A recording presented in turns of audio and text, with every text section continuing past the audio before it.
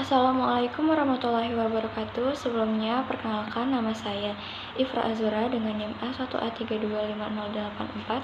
Di sini saya dari Prodi Pendidikan Pancasila dan Kewarganegaraan kelas R004 akan membuat video untuk memenuhi tugas dari mata kuliah globalisasi yang diampu oleh Ibu Nurmalia Dewi MPD. Saya di sini akan membahas hasil analisis dari jurnal yang berjudul Implementasi dan Hambatan Liberalisasi Pendidikan Tinggi di Indonesia.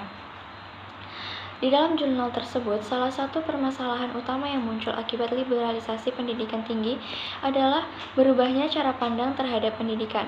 Pendidikan yang seharusnya menjadi hak setiap warga negara mulai diperlakukan sebagai komoditas atau barang yang dapat diperjualbelikan. Akibatnya, perguruan tinggi cenderung menerapkan orientasi bisnis sehingga biaya pendidikan berpotensi semakin tinggi dan sulit dijangkau oleh masyarakat yang memiliki keterbatasan ekonomi. Selain itu, liberalisasi pendidikan juga dipengaruhi oleh kebijakan internasional seperti WTO dan GATS yang mendorong pendidikan menjadi bagian dari perdagangan jasa.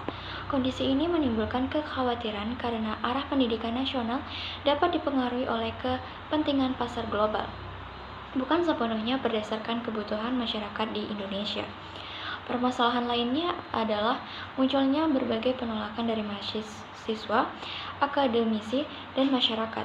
Mereka khawatir bahwa liberalisasi pendidikan akan memperlebar kesenjangan sosial karena hanya kelompok tertentu yang mampu mengakses pendidikan tinggi yang berkualitas.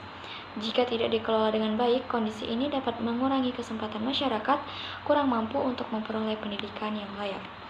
Nah, untuk mengatasi permasalahan tersebut, pemerintah perlu memperkuat perannya dalam pembiayaan pendidikan melalui subsidi dan program beasiswa. Selain itu, pendidikan harus tetap dipandang sebagai layanan publik yang bertujuan mencerdaskan kehidupan bangsa, bukan semata-mata sebagai sarana mencari keuntungan. Pemerintah juga perlu melibatkan berbagai pihak dalam menyusun kebijakan agar keputusan yang diambil lebih adil dan sesuai dengan kebutuhan masyarakat.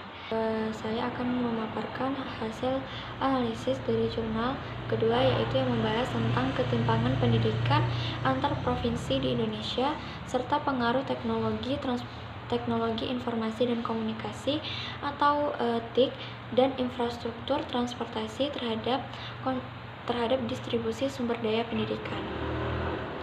Nah, di dalam jurnal tersebut mengemukakan bahwa berdasarkan hasil penelitian yang menggunakan data dari 34 provinsi di Indonesia selama periode 2015 hingga 2021, diketahui bahwa ketimpangan pendidikan di Indonesia memang menunjukkan tren menurun.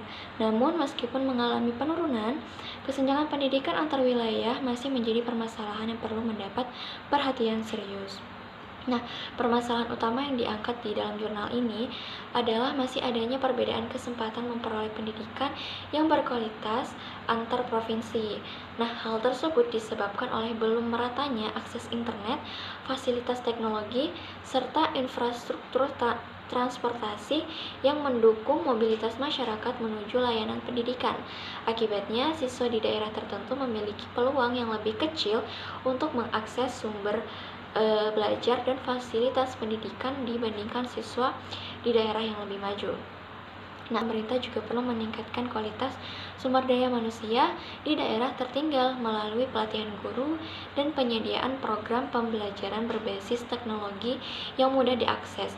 Saya juga berpendapat bahwa kerjasama antar pemerintah, sekolah, dan sektor swasta perlu diperkuat untuk menyediakan perangkat digital dan akses internet yang terjangkau bagi siswa. Dengan cara tersebut, pemerataan pendidikan tidak hanya berfokus pada pembangunan fasilitas, tetapi juga pada peningkatan kualitas pembelajaran dan kemampuan peserta didik dalam memanfaatkan teknologi. Selanjutnya, untuk jurnal yang ketiga, di sini saya akan memaparkan hasil analisis dari jurnal yang membahas pemerataan dan peningkatan mutu pendidikan di Indonesia.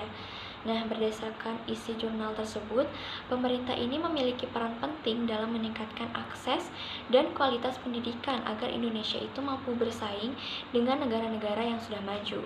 Namun, penulis menegaskan bahwa pemerataan pendidikan tidak dapat dilakukan dengan pendekatan yang sama di semua daerah, karena di setiap wilayah itu memiliki karakteristik budaya dan kebutuhan yang berbeda, sehingga sistem pendidikan perlu disesuaikan dengan kondisi daerah masing-masing.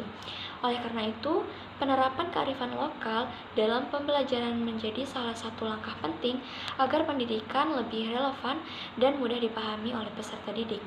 Selain itu, penulis menyoroti sistem evaluasi pendidikan yang masih cenderung berfokus pada ujian.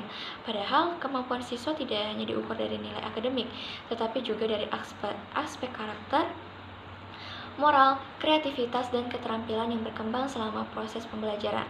Permasalahan utama yang ditemukan adalah masih rendahnya kualitas pendidikan di Indonesia dibandingkan beberapa negara lain. Selain itu, sistem penilaian yang terlalu berorientasi pada hasil ujian dapat membuat kemampuan siswa tidak dinilai secara menyeluruh.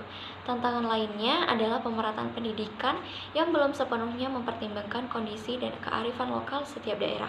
Saya juga memberikan solusi atau pendapat bahwa sekolah perlu memberikan ruang yang lebih besar bagi siswa untuk mengembangkan keterampilan berpikir kritis, kreativitas, dan kemampuan memecahkan masalah, sehingga mereka tidak hanya berorientasi pada nilai ujian semata.